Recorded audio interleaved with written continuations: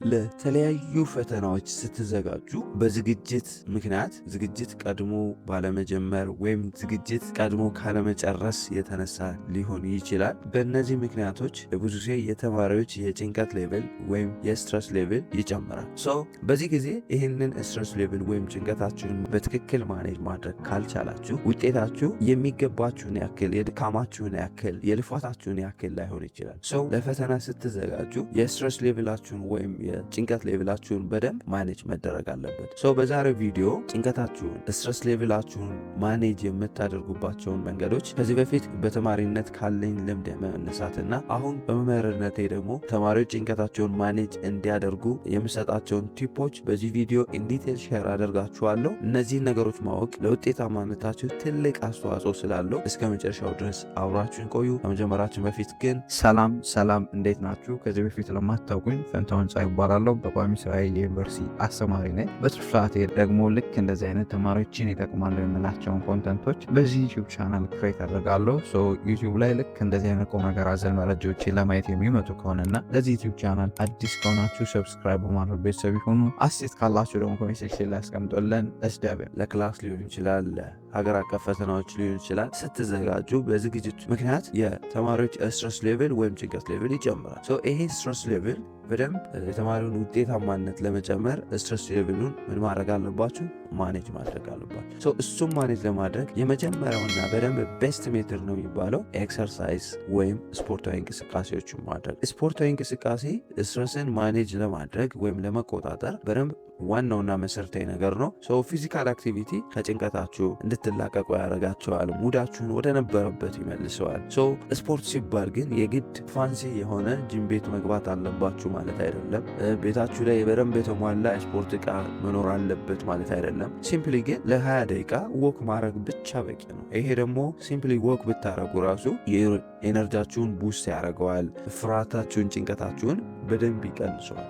ሲምፕሊ ኤክሰርሳይዝ ማድረግ ስትረስን ማኔጅ ለማድረግ ቁልፉ ነገር ነው። ሌላውና ሁለተኛው ነገር ስትረስን በደንብ በፈተና ዝግጅት ወቅት ስትረስን ማኔጅ ለማድረግ ሁለተኛው ጠቃሚ ነገር ቶክቱ ስሟል። ለሆነ ሰው ጭንቀታችሁን ወይም የተሰማችሁን ፊሊንግ ማውራት ነው። ስታወሩ ይህንን ሼር በምታደርጉበት ጭንቀታችሁን ለሰዎች ሼር በምታደርጉበት ወቅት ያ ጭንቀታችሁ በተወሰነ መጠን ከእናንተ ይወጣላችኋል፣ ቅልል ይላችኋል።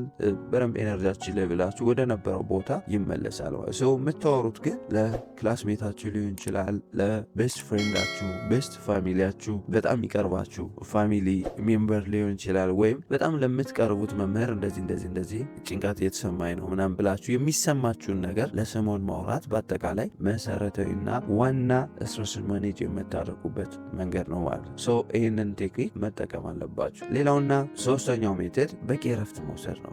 በጣም ሲጨንቃችሁ፣ በደንብ ነገሮች ሲያስጠሏችሁ፣ የምታነቡት ነገር ሁሉ ነገር ሲያስጠላችሁ በደንብ እረፍት መውሰድ በጣም መሰረታዊና ጭንቀትን የማቃለያ መንገድ ነው ማለት ነው። እረፍት ከሚያስጠላችሁ ነገር እረፍት በመውሰድ ኤንጆይ የምታረጉትን ነገር በማድረግ ከዛ ነገር ስትረሳችሁን ወይም ጭንቀታችሁን ማኔጅ ማድረግ ትችላላችሁ። ከዛ ነገር ሾርት ብሬክ በመውሰድ ኢንጆይ የምታረጉበትን ስዕል ሊሆን ይችላል፣ ጌም በመጫወት ሊሆን ይችላል፣ ወይም ፊልም በማየት ሊሆን ይችላል። ብቻ ግን ከጓደኛ ጋር በመዝናናት ሊሆን ይችላል። ከዛ ነገር እረፍት መውሰድ አለባችሁ ማለት ነው። በዛ ምክንያት ስትረስ ሌቭላችሁን ማኔጅ ማድረግ ትችላላችሁ። ሌላውና የመጨረሻው ዋናው ስትረሳችሁን ማኔጅ የምታደርጉበት መንገድ በቂ እንቅልፍ መተኛት። ለሁሉም ነገር ለሰው ልጅ ጭንቀት ሲሰማችሁ፣ ስትረስ ሲሰማችሁ በቂ እንቅልፍ ማግኘት ነው መሰረታዊ ነገር። አብዛኛውን ጊዜ ተማሪዎች ዝግጅት ቶሎ ለመጨረስ ሊሆን ይችላል፣ ወይም ዘግይቶ ዝግጅት ከመጀመር የተነሳ ሊሆን ይችላል። ብዙ ጊዜ እንቅልፍን ሚስ ታደርጋላችሁ። በዛ ምክንያት ስትረስ ሌቭላችሁ፣ ድብርቱ፣ ምኑ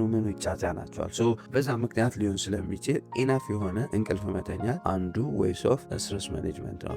በጣም እንቅልፍ መሰረታዊ ነገር ነው ለሜንታል ሄልዛችሁ፣ ለማስታወስ አቅማችሁ፣ ለኢነርጂ ሌቭላችሁን ሀይ ለማድረግ እንቅልፍ መሰረታዊ ነገር ነው። አንድ ሰው ሳይንስም ከ6 እስከ 8 8 ሰዓት መተኛት አለበት ይላል። ይህንን ያክል ሰዓት በቀን ውስጥ መተኛት አለባችሁ። እንደዚህ በማድረግ እነዚህን በአጠቃላይ እነዚህን ነገሮች በማድረግ በዝግጅት ወቅት ለፈተናው በምታደርጉ ዝግጅት ወቅት የሚፈጠሩ ስትረሶችን ማኔጅ ማድረግ ትችላላችሁ። ከዚህ በፊት ስትረሳችሁን ማኔጅ ለማድረግ የትኛውን ቴክኒክ እንደምትጠቀሙ ኮሜንት ሴክሽን ላይ አስቀምጡልኝ። አይ ሆፕ ይህ ቪዲዮ በደንብ ጠቃሚ ነው ብዬ አስባለሁ። ጠቃሚ ሆኖ ካገኛችሁትና ለሌሎች ተማሪዎች ይጠቅማል ብላችሁ ካሰባችሁ ላይክ፣ ሼር፣ አስተያየት ካላችሁ ደግሞ ኮሜንት ሴክሽን ላይ አስቀምጡልን። በሌላ ጠቃሚ ቪዲዮ እስክንገናኝ ለሀገራችን ሰላም፣ ፍቅር፣ አንድነት ስጠን። ፒስ